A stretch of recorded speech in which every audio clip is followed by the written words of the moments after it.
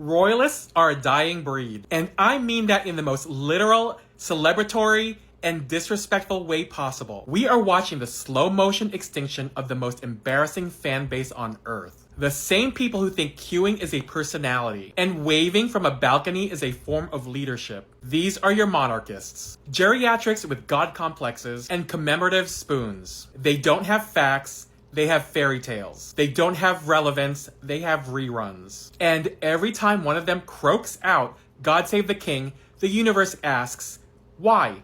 You'll find them on Facebook, Twitter, a few on Instagram, and a smattering on TikTok, typing in all caps, crying about tradition, while ignoring the centuries of colonization that funded those castles they love to romanticize about. They treat the monarchy like it's a religion. Their current queen, a side piece, their current king, an adulterer, and their future king, a PR disaster in waiting. And now, they're outnumbered, outdated, and out of time. Because Gen Z isn't bowing. Millennials aren't kneeling. The Commonwealth is packing its bags. The curtain is falling, and the applause is not for them. So let them whine. Let them scream into the void about respect for the crown. Because nothing is funnier than watching a bunch of pearl-clutching boomers realizing the world is moving on. And it's not taking their teacups, their tabloid propaganda, and their tiara fantasies with it. The monarchy's biggest supporters are literally aging out. And when they go,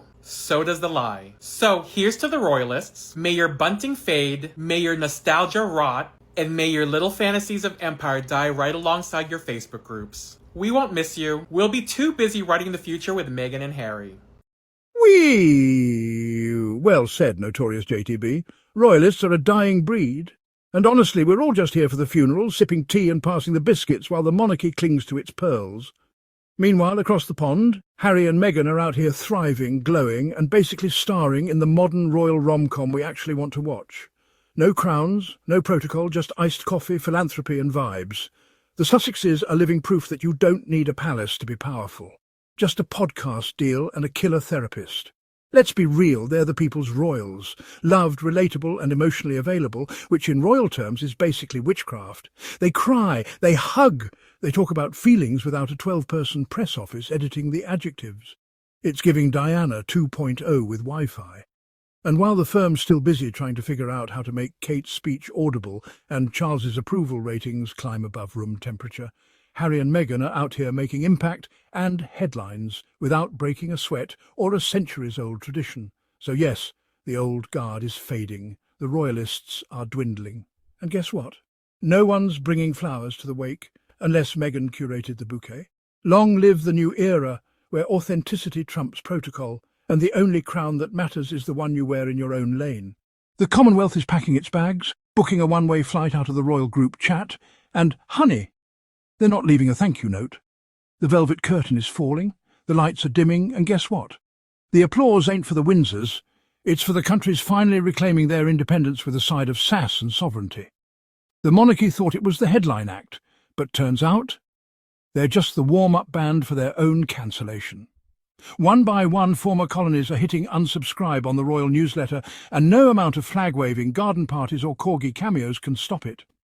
The final season of The Crown was more gripping than the real thing, and at least that had decent dialogue.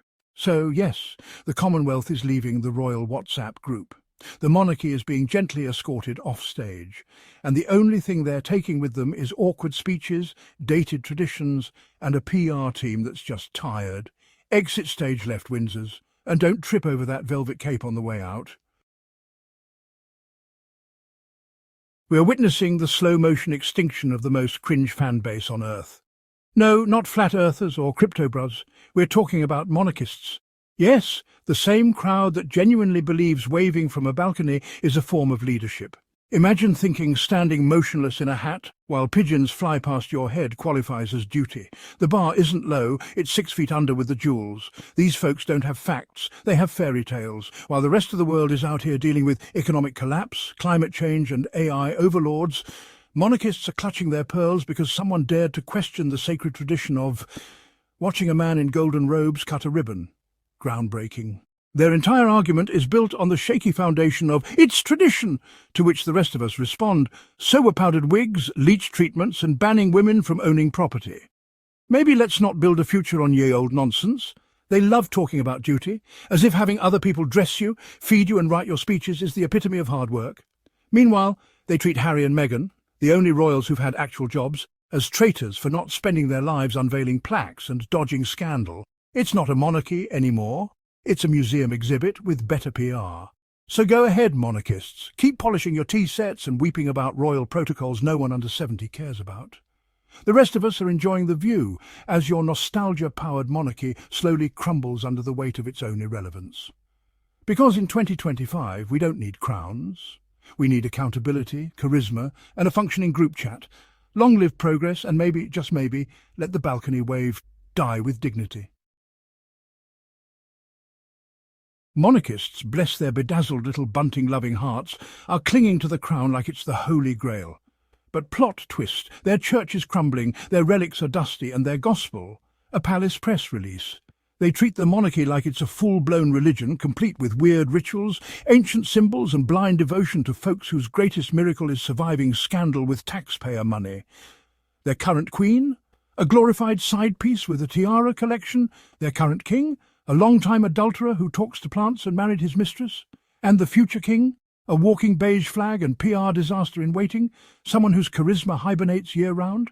And yet monarchists worship this trio like they're the Avengers. Newsflash, this isn't Endgame, it's end of an era. The truth? They're outnumbered, outdated and out of time. The crowds are thinning, the flags are fading, and not even free Union Jack cake at Village Fates can save them now. Social media is laughing, Gen Z is unbothered, and the Commonwealth is reading the terms and conditions for an exit strategy. While the rest of the world evolves, these royal superfans are stuck in a loop, crying about tradition and pretending standing near a horse is a national service. But you can't lead a modern country with coronations, corgis and scandal cover-ups. So go ahead, monarchists. Keep your crown emojis and your tea towel calendars. The rest of us? We'll be over here cheering on progress, sipping iced lattes and watching the monarchy sink into irrelevance, all while wearing Meghan-style trousers and using critical thinking. Long live common sense. Nothing, and I mean nothing, is more satisfying or hilarious than watching a bunch of pearl-clutching boomers slowly realise the world is moving on, and isn't taking their teacups, their Union Jack socks or their dusty royal nostalgia with it. They're standing there flabbergasted, clutching the monarchy like it's the last tin of biscuits during a heatwave, whispering, but tradition. Meanwhile, Gen Z is already out the door, streaming documentaries, sipping iced oat lattes and asking, who's Charles? You can almost hear the sound of their confusion, the collective gasp, when they realise balcony waves aren't leadership, titles aren't personality, and nobody under 40 thinks a coronation is a cultural reset. The world's moving forward with Wi-Fi, therapy and human rights, and the Royalists? Still writing complaint letters in cursive to the BBC because someone called the King vibe deficient. So yes, the future is coming fast, and it's not RSVPing to the Royal Garden Party. Their tabloid propaganda is crumbling, their tiara core fantasies are collecting dust, and the monarchy's biggest supporters? Babe. They're literally aging out like expired coupons. The Royal Fan Club is now just Facebook groups full of Judi Dench memes and rationing-era nostalgia, where every post ends with bring back the good old days and an emoji of a corgi. But, spoiler alert, the good old days are gone, and so is the relevance of anyone who thinks waving from a balcony qualifies as statesmanship. Let's be honest. The monarchy's PR strategy is basically release a grainy photo, pray no one asks questions, and throw Meghan under the bus for good measure. But even the bus has run out of gas, and the tabloids can't Photoshop charisma into a king who still can't crack 40% approval without a commemorative stamp. So, yes, let the little royalist fantasies die, peacefully, right alongside their group chats titled, Respect Our Royals. We won't miss them. We'll be too busy over here writing the future with Harry and Meghan, powered by authenticity, purpose and actual Wi-Fi. Because the era of gold-plated tradition is out, and the era of trailblazing, tea-spilling, emotionally intelligent royalty is in. Long live progress. Long live people who know what the internet is. Let's give a roaring round of applause to Harry and Meghan, the only royals with the guts to say, you know what? Keep the titles. We'll take peace of mind and Wi-Fi instead. They didn't just leave the royal family. They ghosted the firm like a toxic ex, moved across the ocean, lit a sage stick and said, we choose therapy, chicken coops and Oprah. And honestly, iconic. While the others are still out there rehearsing stiff speeches and dodging scandals in decorative hats, Harry and Meghan are prioritising their family, their mental health and each other. Like real-world royalty with actual emotional range. They chose love over protocol, freedom over fanfare, and truth over tabloid-approved talking points. That is modern monarchy energy. That is power couple behaviour. That is, we'll send a Christmas card from Montecito, and you can keep the gold piano energy. So raise your mugs, your mimosas, or your Montecito blend organic green juice to the Sussexes. Because when the crown got heavy, they chose each other.